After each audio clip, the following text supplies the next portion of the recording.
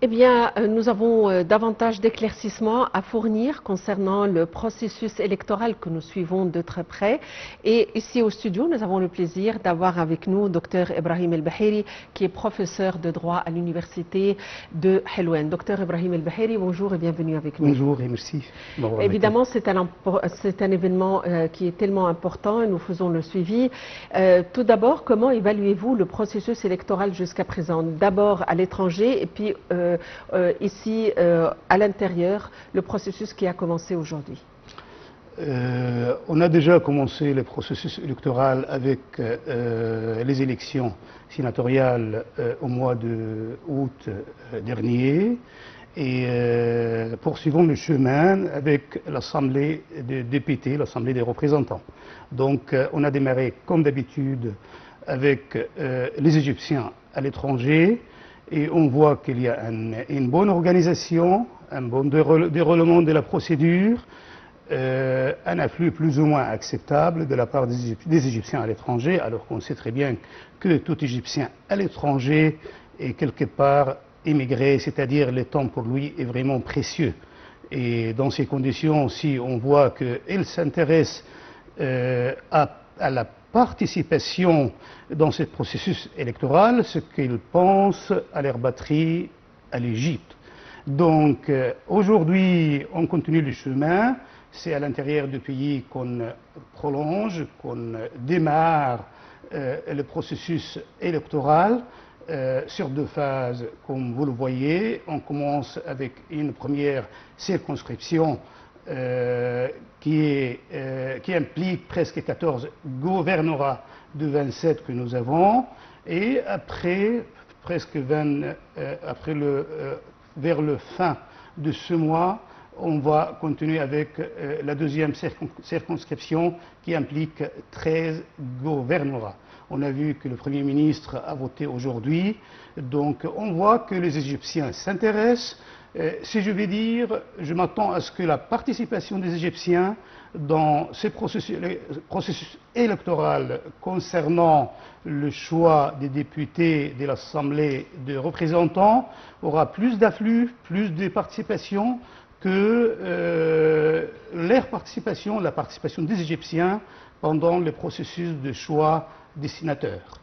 Donc, si nous évoquons le rôle du Parlement face au rôle du Sénat, dans quelle mesure les deux chambres se complètent? Vous le savez, avec la nouvelle constitution et ses modifications qui ont eu lieu en 2019, on a un système bicaméral de deux chambres, une chambre haute et une chambre basse, les sénateurs et les députés. Donc, le Sénat a plus un rôle consultatif. La chambre des représentants a des rôles beaucoup plus étendus. C'est-à-dire, on voit que, suivant l'article 101 de la Constitution égyptienne, la seconde chambre, la chambre des députés, joue d'abord un rôle primordial dans la promulgation des textes législatifs en Égypte. Il approuve les traités conclus par l'Égypte, la politique générale, la politique publique de l'Égypte, le plan de développement économique et social. Cette assemblée contrôle les actions du gouvernement. Donc, dans ces conditions, on voit que l'article 102 de la Constitution a attribué à cette assemblée, à cette institution, des rôles, des fonctions beaucoup plus tendus, beaucoup plus étendus par rapport au Sénat. Eh bien, à présent, nous avons notre correspondante en ligne, Jihan Nabil, à partir du gouvernorat d'Aswan. Jihan Nabil, bonjour. Jihan Nabil, est-ce que vous m'entendez? Jihan, mettez-nous au cœur de l'événement. Que se passe-t-il jusqu'à présent concernant le bonjour, déroulement? mesdames et messieurs, bonjour. Alors, je me trouve au gouvernorat d'Assouan pour suivre le déroulement des élections parlementaires 2025. Et ici, je suis dans le comité électoral de Abdelmajid Hussein qui se trouve à Assouan. Eh bien, Mara, comme tu vois, il y a plein d'électeurs de tout qui viennent de partout, de différentes souches, de différentes catégories sociales et de différents âges. Alors, comme tu vois, d'abord, la plupart étaient les femmes qui participaient, et ensuite, on voit actuellement les différents âges du gouvernorat d'Assouan qui se sont afflués pour mettre leur voix leur bulletin de vote. Alors, on voit qu'il y a ici, dans le gouvernorat d'Assouan, 190 bureaux de vote qui sont répartis en 4 circonscriptions électorales qui se trouvent dans toutes les villes du gouvernorat. Et eh bien, je vois aussi qu'il y avait des avions, non, je m'excuse, l'ambulance se trouve partout aux portes des bureaux de vote dans tout le gouvernorat, et il y a le nombre des personnes qui ont le droit à voter dans le gouvernorat d'Assouan et de 1 122 806 électeurs qui sont attendus pour voter. 59 candidats, dont 4 femmes, se disputent le bulletin de vote, et on peut dire ils se disputent pour atteindre seulement 5 sièges du Parlement. C'est un nombre déjà grand dans le Parlement. Et les électeurs, comme je te dis, ils sont de différentes souches sociales. Le gouverneur, le général Ismaïl Kamel, avait ordonné de suivre le déroulement des élections parlementaires à travers des missions qui passent partout dans toutes les commissions électorales pour s'assurer du bon déroulement des élections parlementaires qui se déroulent aujourd'hui le 10 et demain le 11 novembre 2025 dans toute la République d'Égypte. Les électeurs votent dans une ambiance gaie et dans une ambiance de fierté de venir pour mettre leur voix dans les bureaux de vote. Je tiens à te remercier infiniment, Mara, et restez avec moi dans le gouvernorat d'Assouan pour vous donner plus de détails sur les événements, le déroulement du processus électoral dans le gouvernorat d'Assouan. Merci, Mara. Jehan Nabil, notre correspondante à partir du gouvernorat d'Assouan, merci beaucoup pour votre intervention. Nous retrouvons notre invité, Dr Ibrahim El-Behiri, professeur de droit à l'université de Helwan. Dr Ibrahim El-Behiri, justement, on a parlé du gouvernorat d'Assouan tout à l'heure et on a parlé de la répartition des circonscriptions, donc 190 bureaux de vote et 4 circonscriptions. Comment se déroule ou comment se passe la répartition dans chaque gouvernorat des circonscriptions? C'est basé ou ça dépend de quoi? C'est fondé sur quoi? En effet, l'Égypte est divisée en 27 circonscriptions. Chaque circonscription correspond presque à un gouvernorat. Chaque gouvernorat est divisé, il y a des sous-divisions en fonction des grandes villes, par principe, et de nombre de personnes ayant le droit au vote. Actuellement, on englobe presque, en fonction du nombre de personnes ayant le droit de vote, on peut englober 2 ou 3 villes dans le cadre d'une seule circonscription. Donc, c'est en fonction du nombre des Égyptiens ayant le droit de vote qu'on définit les circonscriptions concernées pour mener à bien le processus électoral. Et concernant le quota et la répartition au sein du Parlement, est-ce que les quotas sont fixes ou est-ce que ça dépend des électeurs Selon la Constitution, toujours les articles 101 et suivants, et également la loi électorale, nous avons opté en Égypte pour un système électoral basé d'abord sur une liste des candidats, une liste fermée. Nous avons déjà dans l'Assemblée de représentants 596 députés. Donc 284 seront choisis selon les systèmes de listes fermées, établis surtout par les partis, et 284 pour des candidats libres. Les chefs de l'État peut nommer jusqu'à 28 membres lui-même. Donc, dans ces conditions, le système des listes fermées se représente à travers les partis, et on a vu que les partis en Égypte ont fondé des coalitions. Il y a deux grandes coalitions, comme on le voit. On voit que le parti Ouafd, à titre d'exemple, s'est allié avec Si vous me l'avenir. permettez, docteur Ibrahim El-Baheri, nous avons notre correspondant à partir de Sohag et nous allons reprendre évidemment le restant de ce point très important. Nous retrouvons à présent notre correspondant Wael El-Alfi à partir du gouvernorat de Sohag. Wael El-Alfi, rebonjour. Wael, alors on attend votre mise à jour concernant le déroulement des élections face au bureau de vote ou au bureau de vote face auquel vous vous trouvez. Bon, très bien. On continue avec vous, chers téléspectateurs, notre couverture en direct pour la chaîne ALTV en direct et de la ville de Sohag. Nous sommes aujourd'hui au scrutin et on est dès le commencement du jour là. Mais comme vous remarquez, bien sûr, on a remarqué que bien sûr la participation de vote pour les électeurs et les citoyens, disons quelque part, c'est moyenne ou paisible en quelque part. Vu parce que c'est pas un jour férié, bien sûr, c'est un jour de travail, c'est un jour pour les écoliers à leurs écoles et leurs études. Mais on est de plus en plus. Ce qui est remarquable, bien sûr, c'est l'interaction qui est dans... Là où je suis, je vous rappelle que je suis à la ville de Sohag. La ville de Sohag qui se trouve au cœur de la Haute-Égypte. Et là, nous sommes au premier jour des élections, dans le premier tour, dans sa deuxième phase, pour les provinces, pour la province de la Haute-Égypte, c'est-à-dire les 17 provinces, avec Alexandrie, bien sûr, Beheira et Marsa Matouh. Nous sommes ici à la province de la Haute-Égypte.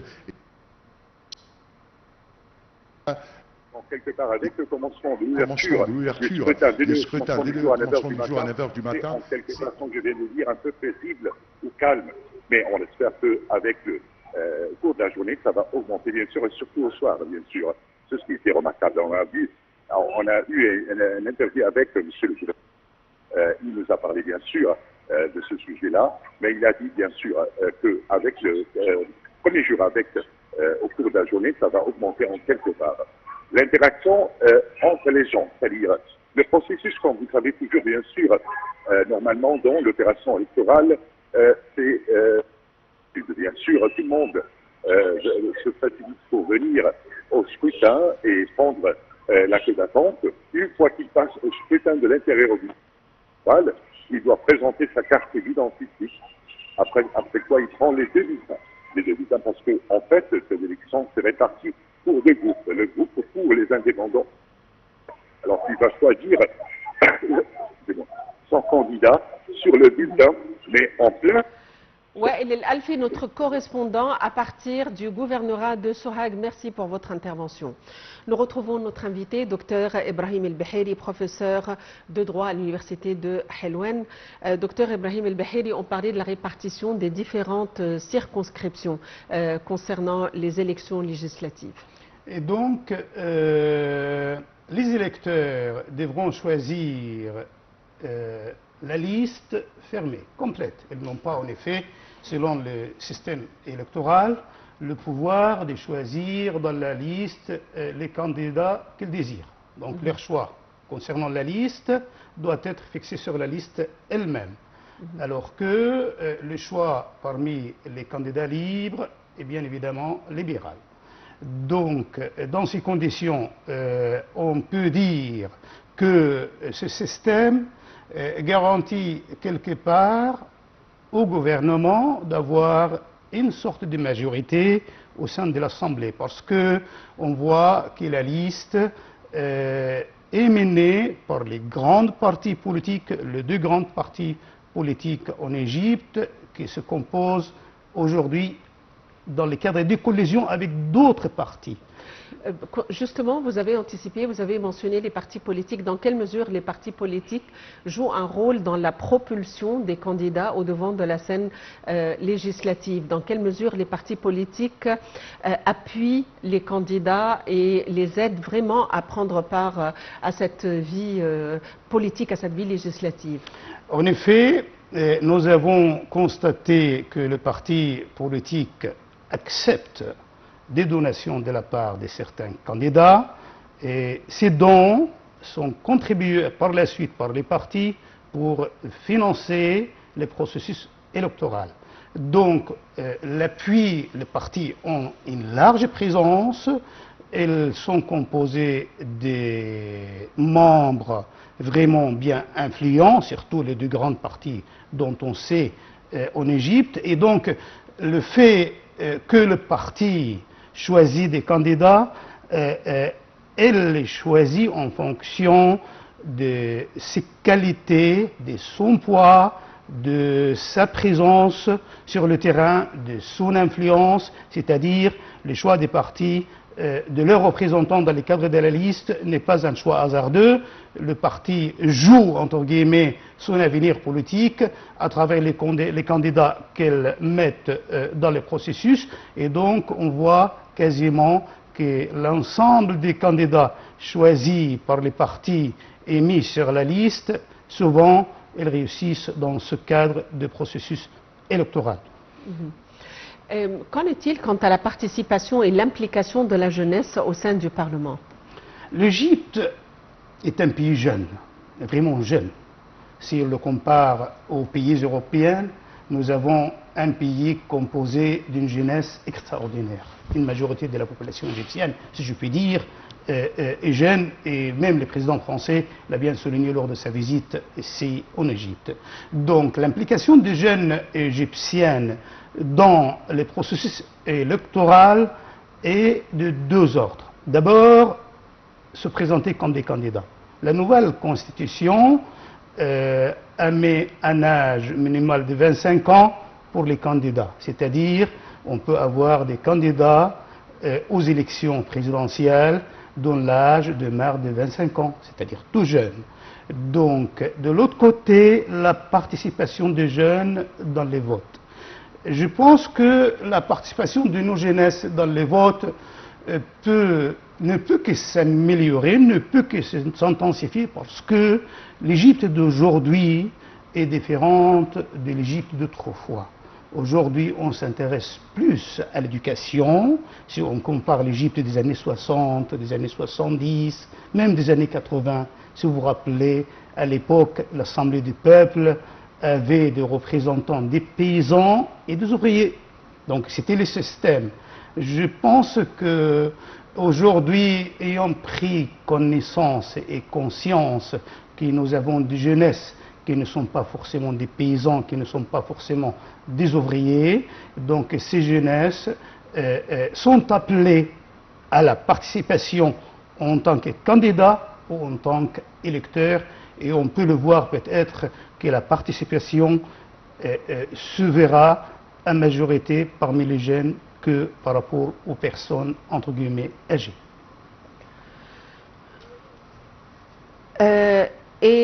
À présent, nous avons notre correspondant Cherif Boussela à partir de Beheira. Cherif Boussela, bonjour.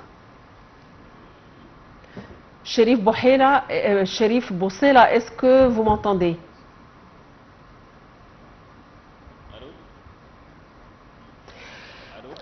Docteur Ibrahim El-Beheri, en fait, pour les personnes à besoins spéciaux qui ont leur quota et leur présence est importante au sein des différentes entreprises et au sein du Parlement. Qu'en est-il au quota accordé à ces personnes et l'affluence de leur présence aussi? La nouvelle constitution, si vous voulez, accorder aux femmes et aux personnes entre guillemets, ayant des besoins spéciaux, c'est-à-dire handicapés, elle a accordé une certaine importance. On voit que presque 5% de membres qui devront être élus sont parmi de ceux gens qui ont une certaine priorité. Donc leur présence garantit en effet l'existence d'une porte-parole de cette catégorie d'Égyptiennes au sein de l'Assemblée, au sein de la Chambre des représentants. Donc, une priorité, on la voit accordée à cette catégorie d'Égyptiens, comme ce fut le cas pour les femmes. Je pense que si vous avez vu lors du mandat précédent, la présence des femmes au sein de l'Assemblée était vraiment claire et apparente. Et la même chose pour les personnes ayant des besoins spéciaux. J'aimerais... nous avons notre correspondant, Cherif Boussela, qui est à présent avec nous à partir du gouvernorat de Bahira. Cherif Boussela, rebonjour. Rebonjour, Maha, rebonjour, je vous écoute très bien. Alors, Cherif, que se passe-t-il à présent à Bahira et tout précisément au bureau de vote face auquel vous vous trouvez? Alors, permettez-moi, Maha, de commencer par la première phrase dont j'ai utilisé lors de ma première intervention, que l'Égypte est prête à vivre un nouvel élan de la démocratie à l'occasion de ces élections législatives de 2025. Donc, je me trouve actuellement à Damanhur, la capitale du gouvernorat Al-Bahira, devant l'un des sites retenus pour ce scrutin. Le premier jour des élections législatives dans le gouvernorat d'Al-Bahira se déroule dans une atmosphère marquée par un fort afflux des citoyens dès les premières heures du scrutin. De longues files d'attente se sont formées devant plusieurs bureaux de vote, témoignant d'un vif engouement populaire pour participer à ce rendez-vous démocratique. Les femmes et les jeunes spécialement se sont distingués par leur présence massive, reflétant une prise de conscience accrue de l'importance de leur rôle dans la vie politique du pays. Les opérations de vote se sont déroulées ou se déroulent donc dans une bonne condition, caractérisée, comme j'ai dit, par la fluidité et la facilité du processus électoral. Les électeurs peuvent exercer leur droit de vote sans difficulté grâce à une organisation exemplaire ici à Bahira et à la disponibilité des responsables sur place. Les autorités locales, soit le gouvernement, soit la sécurité ou le genre de sécurité, avaient mis en place des préparatifs afin d'assurer le bon déroulement et garantir un processus électoral très bien, qui se passe très bien. Soit des dispositifs logistiques ou la sécurité qui ont été mobilisés à vraiment un niveau élevé, remarquable. Alors, en attente de la fin de la journée, je serai bien sûr parmi vous pour vous dire plus à propos du déroulement de ce processus ou ce marathon électoral, comme j'aimerais dire aujourd'hui durant la journée. Cherif Boussela, à partir du gouvernorat de Bahira, merci pour votre intervention. Nous retrouvons notre invité, Dr Ibrahim El-Bahili, professeur de droit à l'université de Helwan. À l'heure actuelle, nous avons les médias, les réseaux sociaux. Et évidemment, durant la campagne de sensibilisation qui précède la campagne électorale à nos jours, est-ce que vous pensez que les réseaux sociaux jouent un rôle important dans la divulgation, tout d'abord, de l'importance de la participation à la vie parlementaire et aussi à mieux connaître les candidats? Sûrement. On le voit, et je l'ai vu moi-même, que les candidats qui participent actuellement à ce processus électoral utilisent les médias pour se faire connaître. On le voit sur Facebook mener des conférences en temps réel ou des tournées dans certaines villes, dans certains villages. Et donc les réseaux sociaux correspondent aujourd'hui à un chemin pour mieux se faire connaître et pour également s'échanger les avis par rapport aux candidats. On voit dans les commentaires de chaque candidat combien de gens qui applaudissent et combien d'autres qui peuvent, entre guillemets, mettre des réserves. Donc les médias jouent un rôle important, mais par contre, je pense que malgré cela, nous avons besoin peut-être d'une certaine formation. C'est-à-dire, je pense que jusqu'à nos jours, nos processus électoraux se passent surtout à la campagne et dans les petites villes à travers les réseaux des connaissances et également l'influence attendue de la part des candidats qui est présente. Donc c'est par les liens familiaux, c'est par ce qu'on attend de ces candidats, s'il peut